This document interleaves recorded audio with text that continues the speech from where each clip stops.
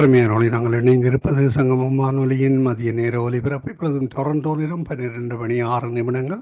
நாங்கள் இணைந்திருப்பது விடுதலையின் வெளிச்ச நேரம். இந்த வேளையிலும் எங்களுடன் ஊழியர் பாஸ்டர் போல் லூயிஸ் கரன் அவர்கள் இணைந்திருக்கிறார். பெனியல் திருச்சபை சார்பாக கர்நாடகா, இந்தியாவிலிருந்து.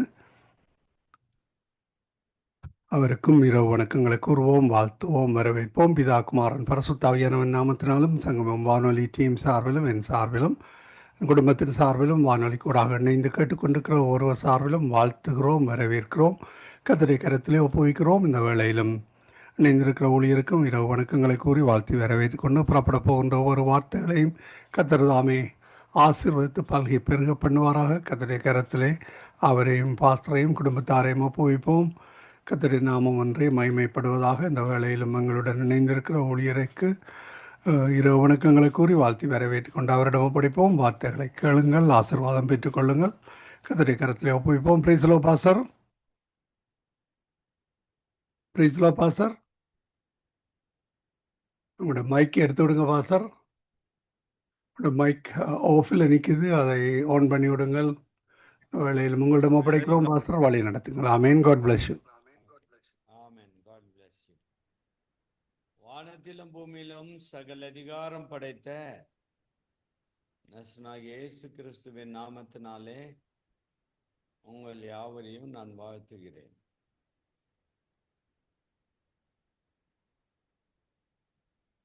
தேவனுடைய நாமம் மகிமைப்படுவதாக. அவருடைய நாமம் பரிசுத்தம் அடைவதாக.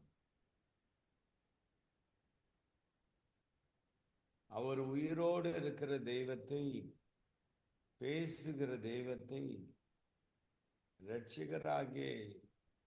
இரட்சகராய் ஏற்றுக்கொண்டிருக்கிற ஜனம் பாக்கியம் அல்லது. கர்த்தருடைய பரிசுத்த நாமத்திற்கு ஸ்தோத்திரம் உண்டாகும். இயேசு கிறிஸ்து செய்த அற்புதத்தை ஒரு பகுதி உங்களிடத்திலே நான் பேசினேன். 3 பேரை நாம் பார்த்தோம். 1 கர்த்தர், 2வது பிள்ளையினுடைய தகப்பன், 3வது வேலைக்காரன்.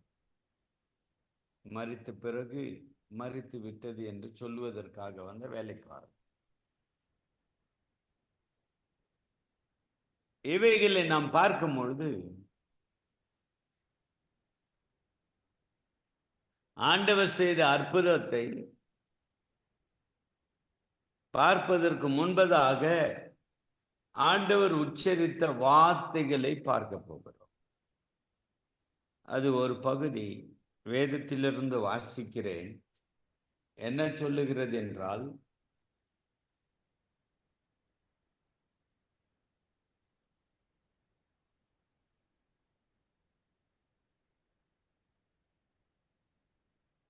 வேத வசனம் என்ன சொல்லுகிறது என்றால், ஆண்டவராகிய தேவன் இயேசு அதை கேட்டு, பயப்படாதே, விசுவாசம் உள்ளவனாயிரு, அப்போது அவள் ரட்சிக்கப்படுவாள். பயப்படாதே. இந்த பயப்படாது என்ற வார்த்தையை உச்சரிக்கிறார் கர்த்தர். எந்த நேரத்துல? மகள் இறந்து விட்டால் என்ற செய்தி கேட்கின்ற நேரத்தில்.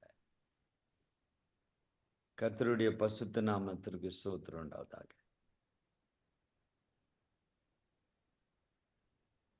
பயப்படாது.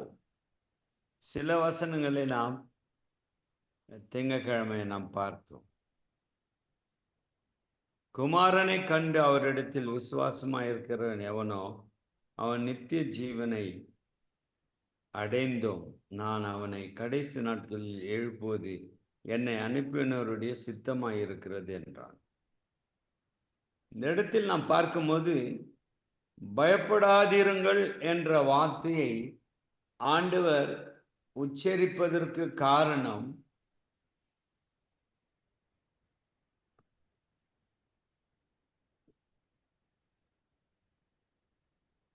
ஒரு மனிதன் இழப்பு நிமித்தமாக ஏற்படுகிற அந்த வேதனை, அந்த கவலை, அந்த துன்பம், இவைகளிலிருந்து விடுவிக்கப்பட வார்த்தையை உபயோகப்படுத்துகிறார், பயப்படாது என்று. அதற்கு தான் நாம் யாத்திராகம் 14:14 பார்த்தோம், கர்த்தர் உங்களுக்காக யுத்தம் பண்ணுவார், நீங்கள் சும்மா இருங்கள் என்றார்.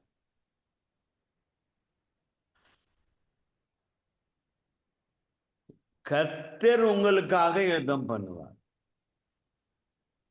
கர்த்தருடைய பரிசுத்த நாமத்திற்கு ஸ்தோத்திரம் உண்டாவதாக. அவர் மாறாதவர், ஜீவிக்கிறவர். அவர் சொல்லுகிறார், பயப்படாத.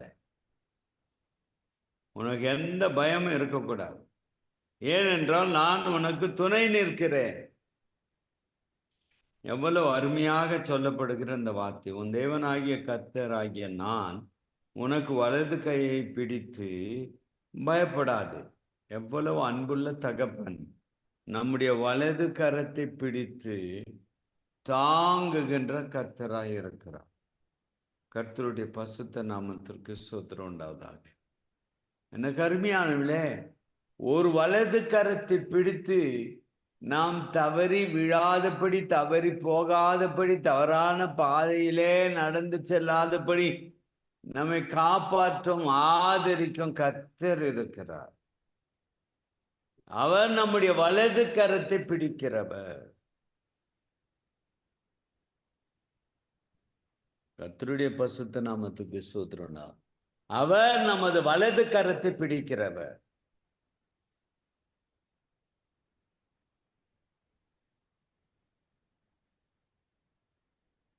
வலது கரம் தாங்கும் கரம், தேற்றும் கரம், கண்ணீரை துடைக்கும் கரம், வழிநடத்தும் கரம், அற்புதத்தை செய்யும் கரம். கர்த்தருடைய பரிசுத்த நாமத்திற்கு ஸ்தோத்திரம் உண்டாவதாக. பயப்படாது, நான் துணை நிற்கிறேன்.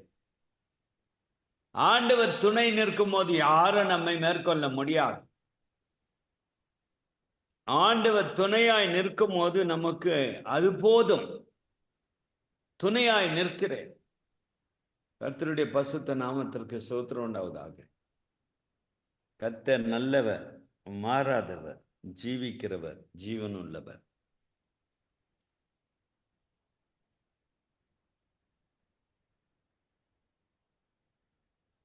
ஏசாயா 41:14 சொல்லப்பட்டிருக்கிறது, யாக்கோப்பு என்னும் பூச்சியே, இஸ்ரவேலின் சிறு கூட்டமே, பயப்படாதே, நான் உனக்கு துணை நிற்கிறேன் என்று கர்த்தர் இஸ்ரவேலின் பரிசுத்தமாகிய உன் மீட்பர் உரைக்கிறார். அவர் மீட்பச் சொல்லுகிறார். பயப்படாது, சிறு கூட்டமே பயப்படாது,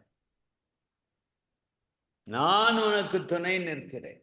எவ்வளவு பெரிய வாக்குத்தத்தங்களை தீர்க்கதரிசியின் மூலமாக கர்த்தர் கொடுத்திருக்கிறார். துணை நிற்பது நம்முடைய வாழ்க்கையில் தேவை. துணை இல்லாதபடி வாழ்வதும் அந்த வாழ்க்கை அற வாழ்க்கையாய் இருக்கும். இந்த உலகத்தில் கணவன் மனைவி என்று ஒருவருக்கு ஒருவர் துணையாய் நிற்பது, அது எவ்வளவு பெரிய பலன், எவ்வளவு பெரிய ஆசீர்வாதம், எவ்வளவு பெரிய கிருபை. கர்த்தருடைய பரிசுத்த நாமத்திற்கு ஸ்தோத்திரம் உண்டாவதாக. இஸ்ரவேலின் தேவனை நோக்கி பார்க்கிற நாம் நம்முடைய வாழ்க்கையிலே சிந்திக்க வேண்டியது, ஆண்டவர் கொடுக்கிற வாக்குத்தத்தங்களை பற்றி கொள்ள வேண்டும். ஆண்டவர் கொடுக்கும் வாக்குத்தத்தங்களை பின்பற்ற வேண்டும். ஆண்டவருடைய நாமத்தினாலே அவர் சொல்லுகிற வார்த்தைகளை பின்பற்ற வேண்டும். கர்த்தருடைய பரிசுத்த நாமத்திற்கு ஸ்தோத்திரம் உண்டாவதாக. இஸ்ரவேலின் தேவன் மகா உயர்த்தப்பட்ட நாமத்தை உடையவராய் இருக்கிறார். கருமையானவளே, துணையாய் நிற்கிறேன் என்றால், அவர் துணையாய் நிற்கும் போது எந்த பிசாசும், எந்த பிசாசின் கிரியைகளும், எந்த இருளின் அதிகாரமும் நம்மை தாக்க முடியாது. கர்த்தருடைய பசுத்த நாமத்திற்கு ஸ்தோத்திரம் உண்டாவதாக. துணை நிற்கிறேன். மத்தேயு எழுதின சுவிசேஷம் 9ஆம் அதிகாரம் 21ஆம் வசனத்தில் இயேசுவானவரே 22 இயேசுவானவரே பேசுகிற அந்த வார்த்தையை நான் வாசிக்கிறேன். நான் அவருடைய வஸ்திரத்தை ஆகிலும் தொட்டால் சொஸ்தமாவேன் என்று தன் உள்ளத்தில் எண்ணிக்கொண்டு அவர் பின்னாக வந்து அவருடைய வஸ்திரத்தின் ஓரத்தை தொட்டார். இயேசு திரும்பி அவளை பார்த்து, மகளே திடன்கொள், அதாவது மகளே பயப்படாது, உன் விசுவாசம் உன்னை ரட்சித்தது என்றார். அந்நேரம் முதல் அந்த ஸ்திரீ சொஸ்தமானாள், குணமானாள். இந்த காரியத்தை நாம் எல்லோரும் அறிவோம். இந்த காரியம் ஆண்டவர் செய்த அற்புதம். ஆனால் அதற்கு துணையாய் நின்றது அவளுடைய விசுவாசம். கர்த்தருடைய பசுத்த நாமத்திற்கு ஸ்தோத்திரம் உண்டாவதாக. எத்தனையோ டாக்டர்களால கைவிடப்பட்டவள், தன் வாழ்க்கையில் நொந்திருக்கிற நிலையில் வாழ்ந்து கொண்டிருந்தவள், தீராத வியாதினாலே கஷ்டப்பட்டு கொண்டிருந்தவள், எவ்வளவு பணம் செலவு செய்தாலும் வியாதி தீரவில்லை. ஆனால் இவருடைய விசுவாச பாதையிலே ஆண்டவர் மீது விசுவாசத்தை வைப்பதற்காக ஆண்டவரை நாடி வருகிறார். இவளுடைய வாழ்க்கையில் சொல்ல வேண்டியதை சொல்லுவதற்கு முடியாத நிலைமையில் தள்ளப்பட்டாள். ஏனென்றால் பெரிய கூட்டத்தின் மத்தியில் இந்த பிரச்சனையை, தன் பிரச்சனை எப்படி பேசுவது என்ற ஒரு தயக்கம். ஆனால் அவருடைய விசுவாசம் எந்த அளவுக்கு அவளை கொண்டு சென்றது என்றால், அவருடைய வஸ்திரத்தை ஆகிலும் தொட்டால் போதும், அவருடைய வஸ்திரத்தை தொடுவேன். கர்த்தருடைய பசுத்த நாமத்திற்கு ஸ்தோத்திரம் உண்டாவதாக. அவர் எப்போதும் நமக்கு போதுமானவராயிருக்கிறார், எப்போதும் நம்மை காப்பாற்றுகிறவராயிருக்கிறார், எப்போதும் நம்மை ஆதரிக்கிறவராயிருக்கிறார். விசுவாசத்தோடு இயேசுவின் வஸ்திரத்தை தொட்டால் நடந்தது என்ன? இந்த விசுவாசம் அவளுடைய வாழ்க்கையை தலைக்கீழாய் மாற்றினது, அவளுடைய வியாதியை தலைக்கீழாய் மாற்றினது. கர்த்தருடைய பசுத்த நாமத்திற்கு ஸ்தோத்திரம் உண்டாவதாக. அவர் போதுமானவராய் இருக்கிறார். நம்முடைய வாழ்க்கையில் எல்லாவற்றையும் செய்கிற கர்த்தர். நம்முடைய விசுவாசத்தை அவர் மீது வைக்கும் போது நம்மை கைவிடாது காப்பாற்றுகிற கர்த்தர் அவர். அதை முதலாவது நீயும் நானும் விசுவாசிக்க வேண்டும். பயப்படாது, திடன்கொள். விசுவாசம் உன்னை காத்தது.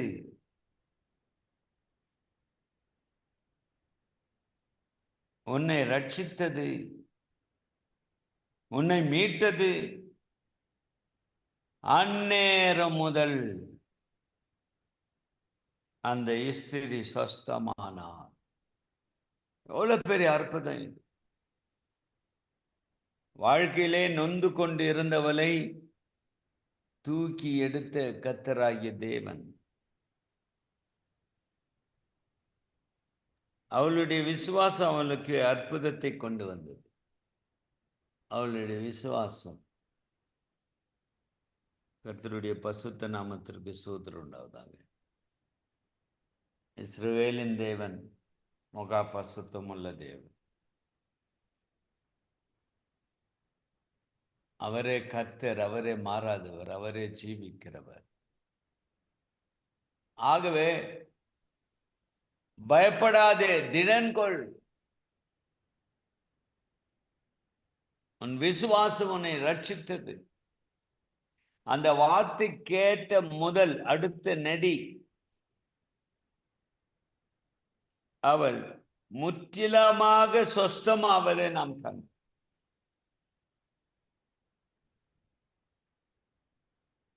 பரிசுத்தமுள்ள நாமத்திற்கு ஸ்தோத்திரம் உண்டாவதாக. பரிசுத்த நாமம் என்றென்றைக்கு வாழ்வதாக. கர்த்தர்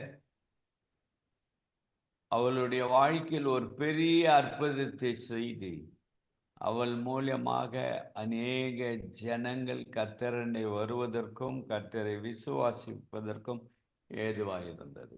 அதே போலதான் இந்த காலகட்டத்தில் கர்த்தர் நமக்கு செய்த அற்புதங்களை எடுத்து ஒன்று சாட்சியின் மூலமாக நாம் வாழ்ந்து காட்டும் பொழுது அவருடைய நாமத்தை மகிமைப்படுத்துகிறோம்.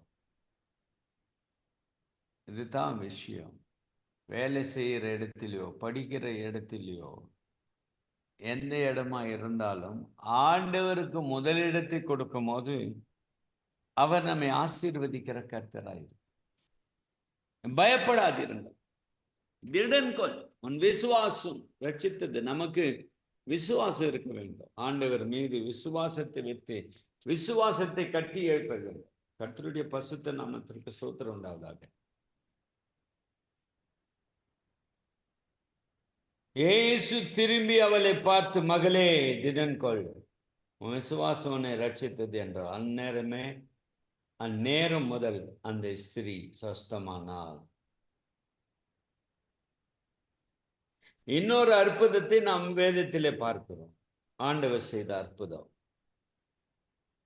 அவர் கடலின் மேல் நடக்கிறதை சீஷர்கள் கண்டு கலக்கம் அடைந்து ஆவேசம் என்று சொல்லி பயத்தினால் அலறினார்கள்.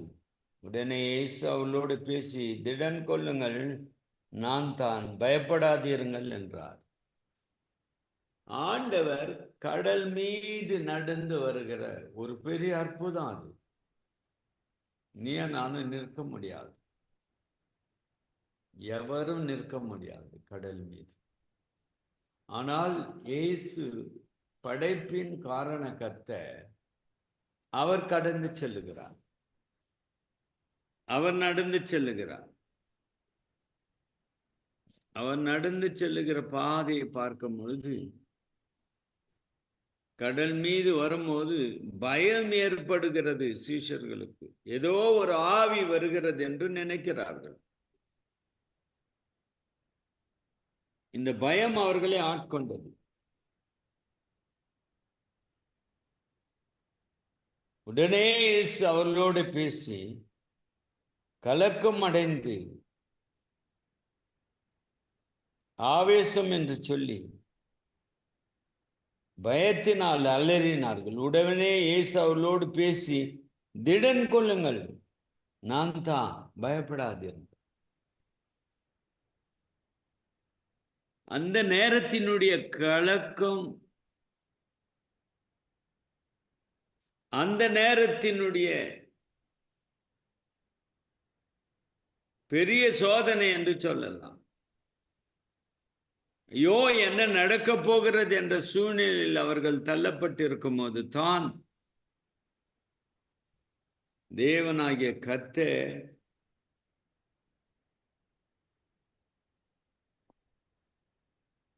நடந்து வரும்பொழுது சீஷர்களுக்கு பார்த்து, நான் தான்,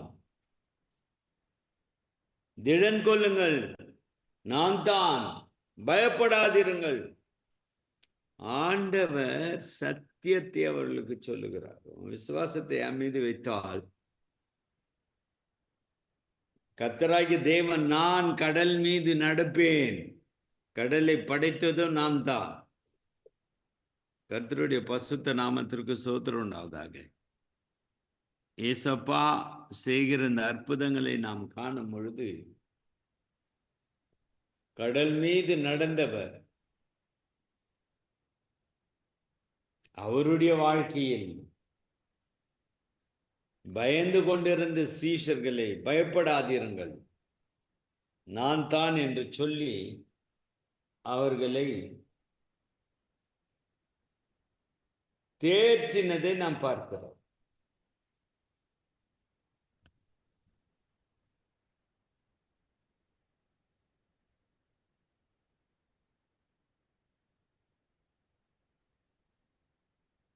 மத்தேயு எழுதின சுவிசேஷம் 17ஆம் அதிகாரம் 8ஆம் வசனத்தில் 5ஆம் வசனத்தில் இவ்விதமாக எழுதப்பட்டிருக்கிறது. அவன் பேசுகையில், இதோ ஒளியுள்ள ஒரு மேகம் அவர்கள் மேல் நிழலிட்டது. இவர் என்னுடைய நேசகுமாரன், இவரில் பிரியமாயிருக்கிறேன், இவருக்கு செவி கொடுங்கள் என்று அந்த மேகத்தில் இருந்து ஒரு சத்தம் உண்டாயிற்று. சீஷர்கள் அதை கேட்டு முகம் குப்புற விழுந்து மிகவும் பயந்தார்கள். அப்போது இயேசு வந்து அவர்களை தொட்டு, எழுந்திருங்கள், பயப்படாதிருங்கள்.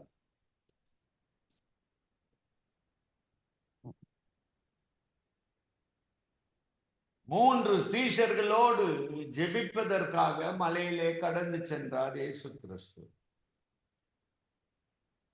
கடந்து சென்ற இயேசுவுக்கு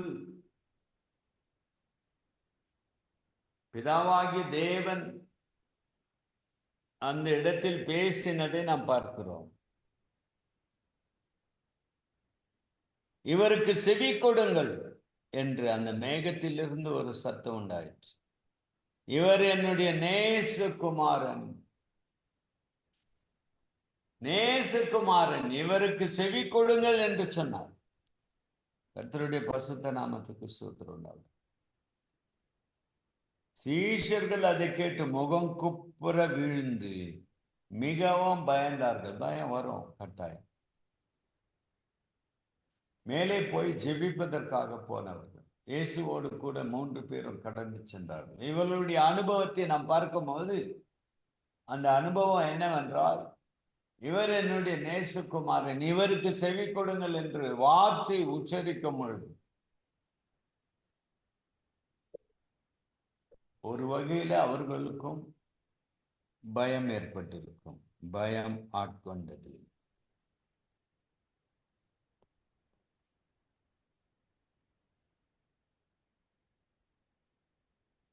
மிகவும் பயந்தார்கள்.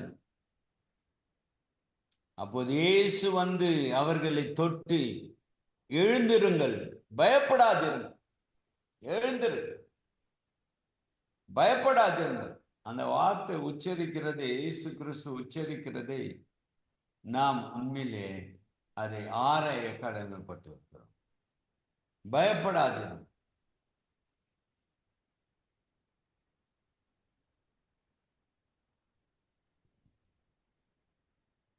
இவ்விதமாக ஆண்டவர் பிதாவாகிய தேவன் இயேசுவை மகிமைப்படுத்தும் போது, அவளோடு சீஷர்கள் இருக்கும் போது, ஆண்டவருடைய வார்த்தை அவளோடு பேசும் பொழுது முகம் குப்புற விழுந்து ஆச்சரியப்படுகின்ற அளவுக்கு கர்த்தர் ஒரு பெரிய வெளிப்பாடை கொடுத்து ஆசீர்வதித்தார். கர்த்தருடைய பரிசுத்த நாமத்திற்கு ஸ்தோத்திரம் உண்டாகாது. எல்லாவற்றுக்கும் மேலாக நம்முடைய சிந்தனைகளை கட்டுப்படுத்துகிற கர்த்தர் நம்மோடு கூட இருந்தால் போதும். கர்த்தருடைய பரிசுத்த நாமத்திற்கு ஸ்தோத்திரம் உண்டாகாது.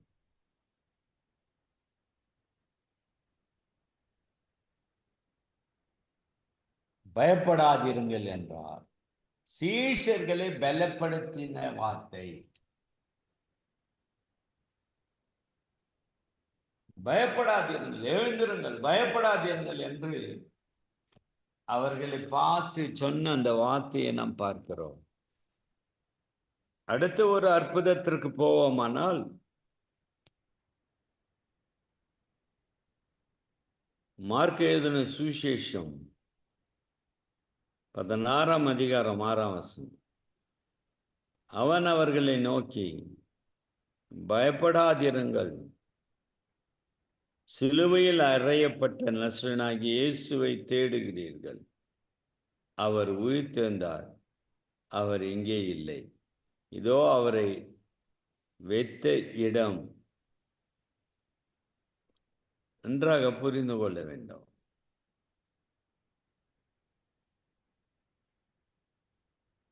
இந்த இடத்திலே ஆண்டவராகிய தேவன் செய்த அற்புதம் என்னவென்றால்,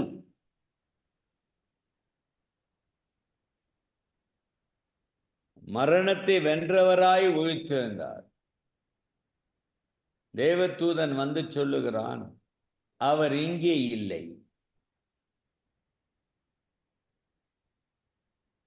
சிலுவையில் அறையப்பட்டு இயேசுவை, நசரேயனாகிய இயேசுவை தேடுகிறீர்கள். அவர் உயிர்த்தெழுந்தார், இங்கே இல்லை. உயிர்த்தெழுந்தார், மரணத்தை வென்றார்.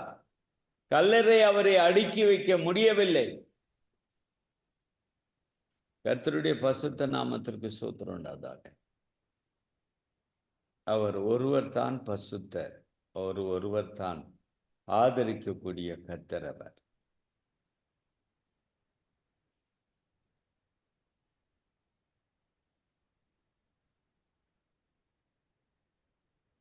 அவன் அவர்களை நோக்கி, பயப்படாதிருங்கள், சிலுவையில் அறையப்பட்ட நசரேயனாகிய இயேசுவை தேடுகிறீர்கள். அவர் உயிர்த்தெழுந்தார், அவர் இங்கே இல்லை. இதோ அவரை வைத்த இடம்.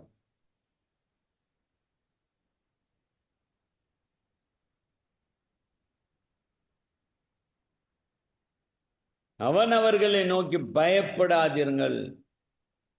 உங்களுக்கு நன்றாக புரியும் என்று நான் நினைக்கிறேன்.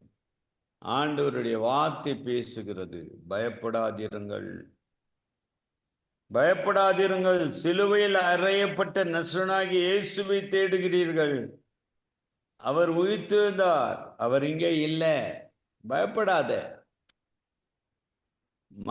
மரித்த வண்ணமாய் கடந்து செல்லவில்லை. அவர் உயிர்த்தெழுந்தார், உயிர்த்தெழுதலின் தேவனாய் கடந்து வந்தார். அவர் சிலுவையில் அறையப்பட்ட இயேசுவை தேடுகிறீர்கள், அவர் இங்கே இல்லை. பயப்படாதீர்கள். அதே அந்த காலகட்டத்தில் பயந்து இருந்தார்கள். பயம் அவர்களை ஆட்கொண்டிருந்தது, அரசாங்கத்தினுடைய பயம்.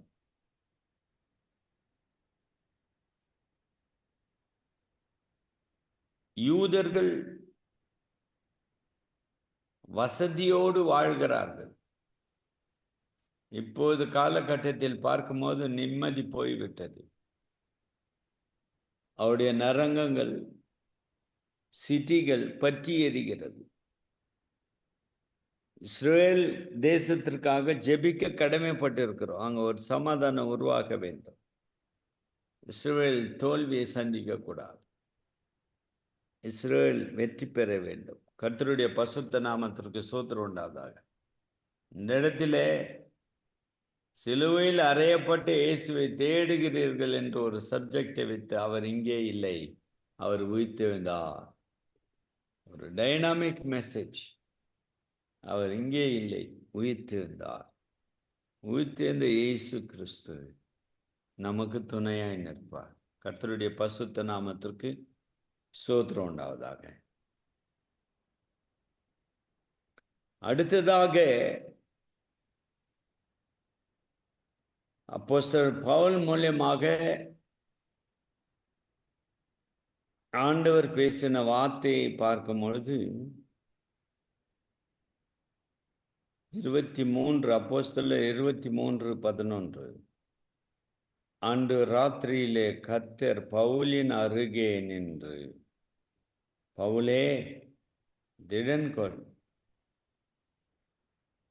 நீ என்னை குறித்து எருசலேமில் சாட்சி கொடுத்தது போல ரோமாவிலும் சாட்சி கொடுக்க வேண்டும் என்றார்.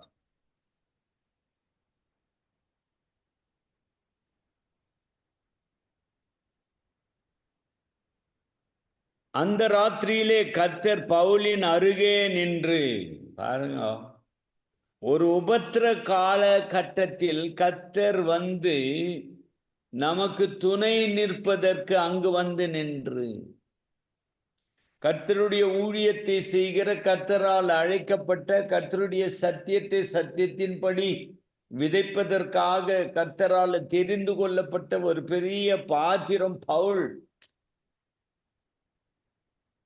அவருடைய வாயிலே கர்த்தர் வார்த்தையை வைத்தார். அந்த வார்த்தை ஆயிரக்கணக்கான ஜனங்களுக்கு பிரயோஜனமாகவும் நூற்றுக்கணக்கான ஜனங்கள் ரட்சிக்கப்படுவதற்கு ஏதுவாக இருந்தது.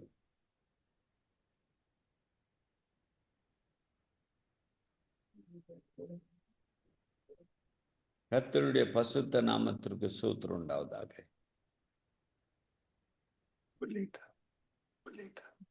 திடன் கொள்ளுங்கள். எவ்வளவு ஆண்டவர் தட்டி எழுப்புகிறார். தட்டி எழுப்புகிற நிலை. விசுவாசிக்கிறவர்கள் சோர்ந்து போகும்போது தட்டி எழுப்பி, திடன் கொள், பயப்படாத, நான் கர்த்தர், நான் துணையாய் நிற்கிறேன், நான் ஆதரிப்பேன், நான் காப்பாற்றுவேன். இது எவ்வளவு பெரிய ஆசீர்வாதம். சிந்தித்து பாருங்க.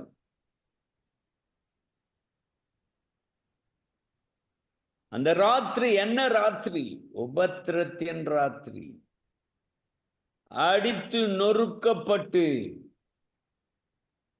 சிறைச்சாலையில் அடையப்பட்டு, கைகளும் கால்களும் அவர்களுடைய சங்கிலிகளால் கட்டப்பட்டிருந்த நேரத்தில் தான் கர்த்தர் வந்து நின்றார். ஏன்? அன்றைக்கு பவுலுக்கு வந்த கர்த்தர் இன்றைக்கு நம்முடைய இல்லங்களுக்கு வரமாட்டாரா? அதற்கு போதிய விசுவாசம் நமக்கு தேவை. விசுவாசத்தோடு நாம் கர்த்தரை நோக்கி பார்க்க கடமைப்பட்டு இருக்கிறோம்.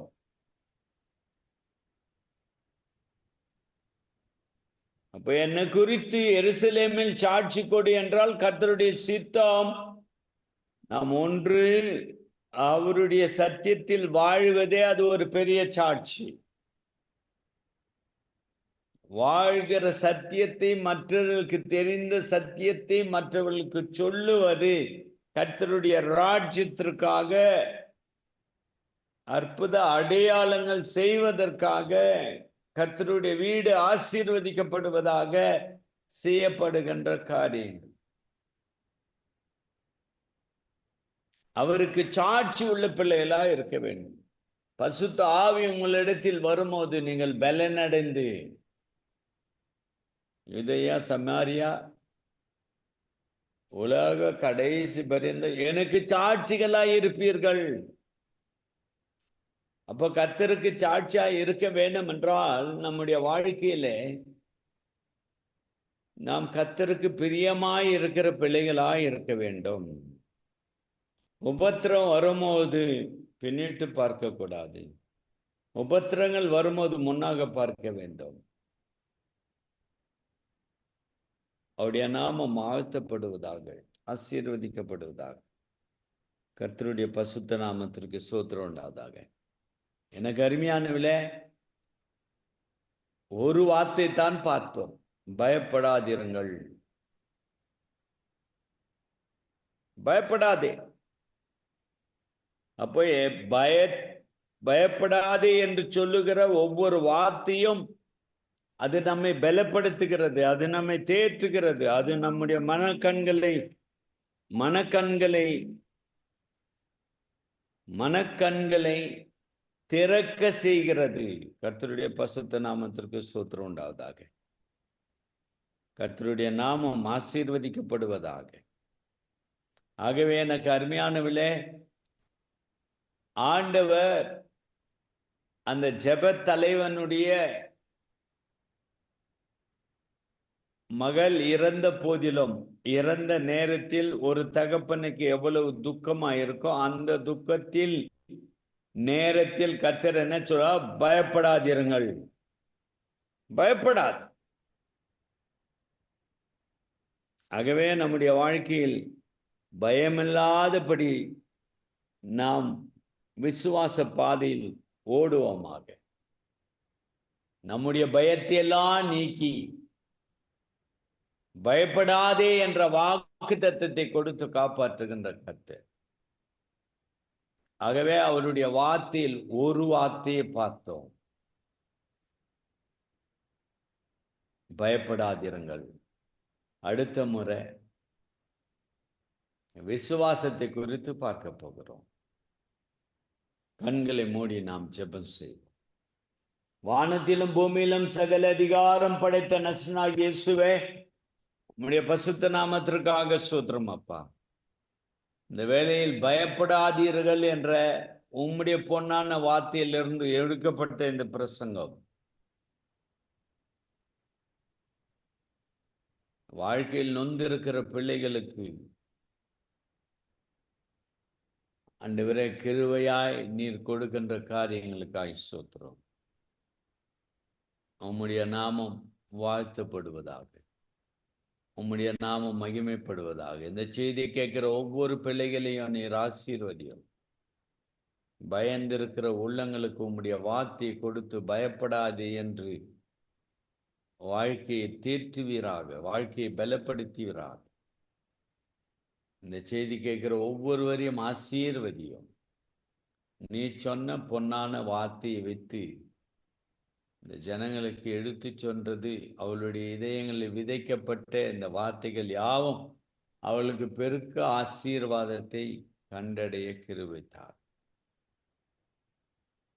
உடைய அன்பின் கரத்துக்குள் கேட்கின்ற ஒவ்வொருவரையும் ஒப்படைக்கிறேன். ஆசீர்வதி இயேசுவின் நாமத்தினால கேட்கிற நல்ல பிதாவே, ஆமென். நம்முடைய கர்த்தராகிய இயேசு கிறிஸ்துவினுடைய கிருபையும் பிதாவாகிய தேவனுடைய அன்பும் பசுத்த ஆவியினுடைய ஐக்கியமும் நாம் அனைவரோடும் கூட இருப்பதாக. ஆமென். பிரைஸ் லார்ட் ஐயா. ஆமீன் ஆமீன். பயப்படாதே என்ற தலைப்பின் கீழே இவர்கள் எடுத்து வந்தீர்கள். வேதாகமத்திலே 365 தரம் பயப்படாதே பயப்படாதே என்று கர்த்தர் கூறியிருக்கிறார். அதாவது 365 நாளும் பயப்படாதே என்று கர்த்தர் பேசுகிறார். கர்த்தருக்கு ஸ்தோத்திரம். இப்போ இந்த வார்த்தைக்காக நன்றி செலுத்துகிறோம், வாழ்த்துகிறோம், பெற்றுக் கொள்கிறோம். நன்றி pastor. God bless. Amen. Thank you. திரும்பமாக அடுத்த வாரத்திலே சந்திப்போம் பாஸ்டர். ஓகே. God bless. ஆமென்.